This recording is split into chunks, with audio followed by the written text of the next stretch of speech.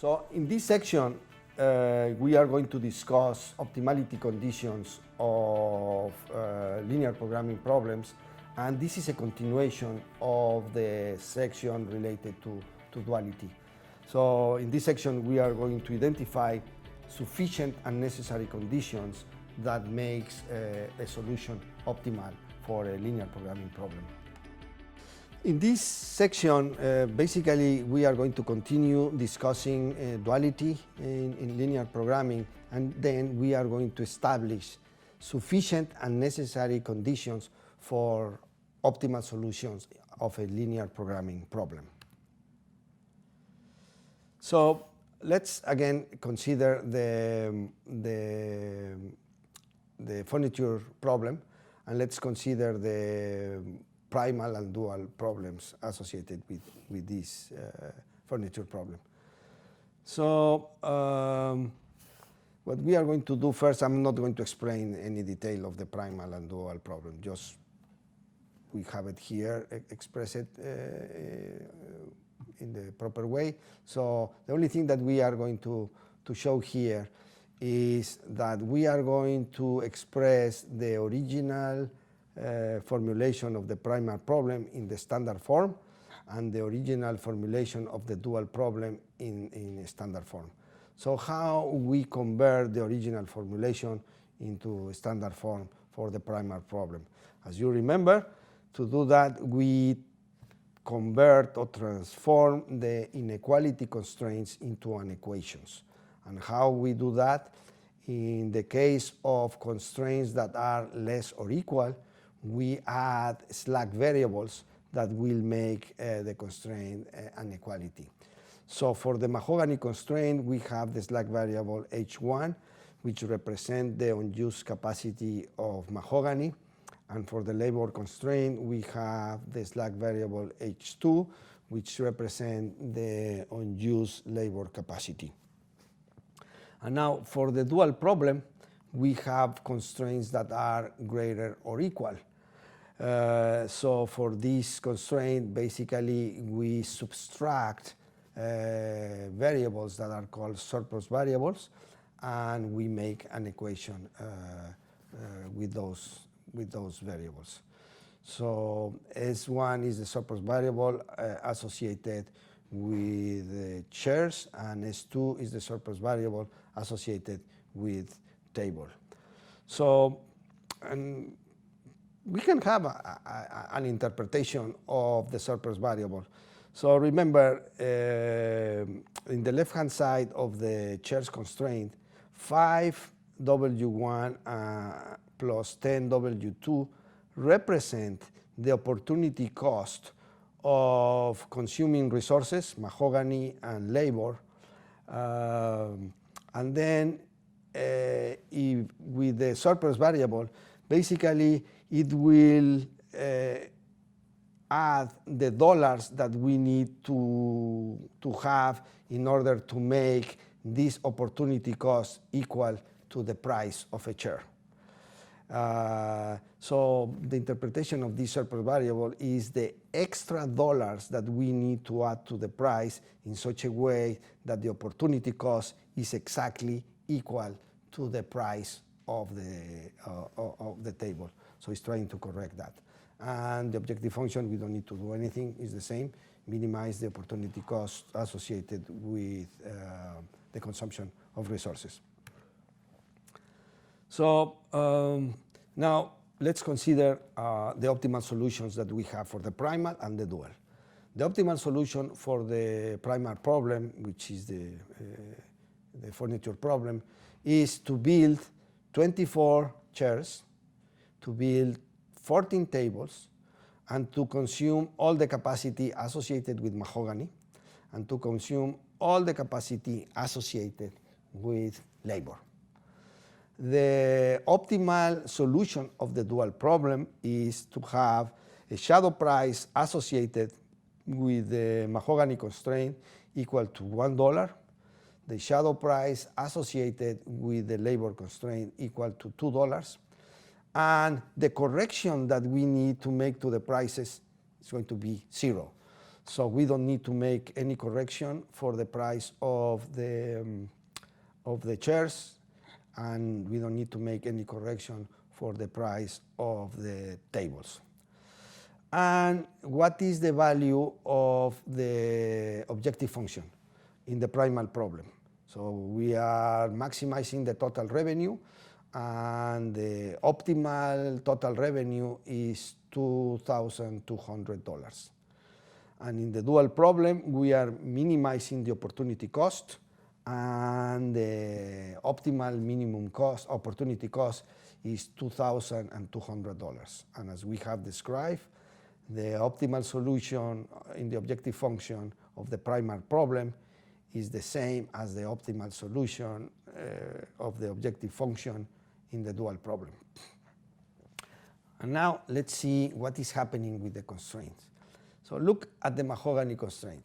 When we build 24 chairs and 14 tables, we consume all the capacity, and that's why the slack variable associated with Mahogany is 0. And then we say that the constraint is binding because the consumption of Mahogany by the optimal production plan exactly consumes all the capacity of Mahogany. So that's why we say that it's binding. And also look at the labor capacity constraint. The consumption of labor by the optimal production plan is equal to the total hours that we have of labor, which is 450, and the associated slack variable is 0. So we are consuming all the hours that we have available, and that's why in this optimal solution, the two slack variables are 0. And let's see what is happening in the dual problem. In the dual problem, we have the opportunity cost of consuming resources when we build a chair is exactly the price of the chair. So we don't need to make any correction to the price to have a good evaluation or a good and efficient consumption of resources. Similarly, the constraint associated with the tables, the opportunity cost is here, represented by these two terms, is equal to the price of a table. And the surplus value is 0, meaning that the resources associated with, the consumption of resources, labor or Mahogany, are efficient, and the opportunity cost is equal to the price. So let's make the following remarks. Notice that the Mahogany and labor constraints are binding, meaning that the slack variables are equal to 0, meaning that we are consuming all the capacity that we have available. Also, notice that the shadow price of the Mahogany and labor constraints are positive. The shadow price of Mahogany is $1, and the shadow price of labor is $4. So there is a relationship between having constraints that are binding with 0 slack variables and positive values of the shadow price. So what the shadow price is telling you is that, hey, this resource is important. So if you can get more of this resource, you can make more money. That's why we are getting these values. Also notice that the chairs and table constraints in the dual problem are also binding, meaning that we don't need to make any correction to the price of the chair of the table to make the opportunity cost equal to the price in order to be efficient. And also notice that the production of chairs and tables in the primal problem, which are like the equivalent of the shadow prices of the dual problem, are positive, meaning that we are going to produce 24 chairs and 14 tables. So there is a relationship between the value of the shadow prices and the slack variables in the primal and dual problems. So let's be more specific. In the primal problem, when we have a chair, when we start building chairs, we build 24 chairs. The constraint associated with chairs in the dual problem is binding, meaning the surplus value is 0. In the primal solution, when we are building tables, we are going to build 14 tables, so that means that this variable is positive. See that the constraint associated with tables in the dual problem is also binding, meaning that the surplus variable is equal to 0. And also notice that the Mahogany constraint in the primal problem is binding, meaning that the slack variable, the unused capacity, is equal to 0. And what is happening with the shadow price? The shadow price associated with the Mahogany is $1, so it's positive. And in the optimal solution, the labor constraint is binding in the primal problem, and the shadow price associated with this slack variable is positive. The shadow price associated with labor is $4. So there is a relationship here. And this relationship has a name in linear programming. These are called complementary or orthogonality conditions in linear programming. This is a very important property between the primal and dual problem. So basically, these complementarity conditions of linear programming, what they are telling us is that the multiplication of the decision variables in the primal problem times the surplus variables in the dual problem are always going to be equal to 0 when we have an optimal solution. And that property is what we just described here. So if x is positive, then the surplus variable is 0. When x2 is positive, then s2 variable is 0. When we have, okay, that's related to the variables in the primal problem. If we see shadow prices related to slack variables, we have that the multiplication of the slack variables in the primal problem times the shadow prices is also 0. So this is happening here. When we consume all the Mahogany resources, then the shadow price associated to Mahogany is equal to $1, meaning it's positive. When we consume all the labor capacity, meaning that H2 is equal to 0, then the shadow price is positive. So the complementary condition is that the primal variables times the surplus variable in the dual problem is always equal to 0, and the slack variables in the primal problem times the shadow prices in the dual problem is always equal to 0. So let's try to understand better why we are getting these numbers and why these characterize optimality in both problems. So what we are finding is when we solve the primal problem, we also are solving the dual problem. And these two solutions are closely related. So a solution x1 equal to 24 and x2 equal to 14 in the primal problem, and the solution of the dual problem equal to $1 for the shadow price of Mahogany and $4 for the shadow price of the labor, are optimal. These solutions are optimal for the primal and dual problem if the following conditions are satisfied. First of all, this solution needs to be primal feasible. What do we mean that the solution needs to be primal feasible?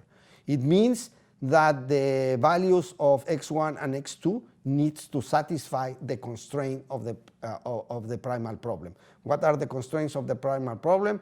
We have the Mahogany capacity constraint and the labor capacity constraint. So if we substitute the values of the optimal solution here, we see that the total consumption of Mahogany capacity is equal to 400, meaning we are satisfying the capacity of Mahogany. Similarly, we are satisfying the capacity of labor. this solution of the dual problem needs to be dual feasible, meaning that it satisfies the constraints associated with the dual problem. So if we substitute the values of the optimal shadow prices for mahogany and the optimal shadow prices for labor in each of the equations, we see that the opportunity cost is equal to the price in both, for the price of the chair and the price of a table. So let's now interpret these complementary conditions that we have at optimality. So the product of the decision variables in the primal problem and the associated surplus variable in the dual problem is always 0, meaning when we multiply the decision variables or the optimal the values of the decision variables in the dual problem by the surplus variable in the dual problem, you always get 0. In this sense, we say that this solution is cost efficient because we are getting the best usage or the most economical or efficient utilization of our resources. So see what's happening. When we are building 24 chairs, the surplus variable of the constraint of the price of a chair is 0. That means that the value of x1, which is 24, times the value of the surplus variable associated with the chairs is 0. This means that the opportunity cost of building chairs is equal to the price of the chair, meaning we are using resource efficiently and we are making the opportunity cost equal to the price. Also, when we are building tables, we see that the surplus variable associated with the variable table in the dual problem, when we made the multiplication of these two variables, x2 and s2, it gets 0, and the interpretation is the same.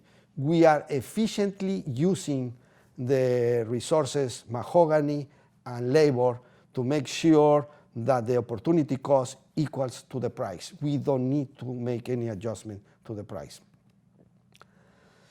And let's see the reverse of this property. If we take the multiplication of the decision variables in the dual problem, which are the shadow prices, and multiply it by the slack variables in the primal problem, the complementary conditions is saying that this multiplication is going to be 0, meaning that we are resource efficient. And let's see what is happening with the primal problem. So the shadow price associated to mahogany is $1, and the slack variable of the mahogany is 0. That means that the product of 1 times 0 is 0, so it's satisfying the complementary condition. And let's see what is happening with the capacity constraint related to mahogany. These two terms here, 5x1 and 20x2, at the optimal value of x1 and x2, basically represent the total consumption of mahogany by the production plant. And the total consumption of mahogany is equal to the capacity of the mahogany, meaning we are using all the capacity that we have available. So we are not wasting anything. In that sense, we say that the solution is resource efficient. And we can do the same analysis for the other shadow price related to labor and the slack variable associated to the labor constraint. We will see that the consumption of labor is going to be equal to the capacity of labor. So in this sense, that we say that we are efficient. And another important property of linear programming is that the objective function value of the primal problem is equal to the optimal objective function value of the dual problem. And this property, as a matter of fact, is a theorem in linear programming, and is called strong duality. In terms of the example that we have solved, when we maximize the revenue in the primal problem, we get the maximum revenue equal to $2,200. And in the dual problem, we are minimizing the opportunity cost, and we are getting $2,200. And this strong duality property is very important when you solve linear programming problems, but also when you solve other more complicated problems like mixed integer programming problems that you are going to approximate it with linear programming, and you are going to use this property many times. So that's all that I have to say for this section. See you in the last section of this tutorial. Thank you.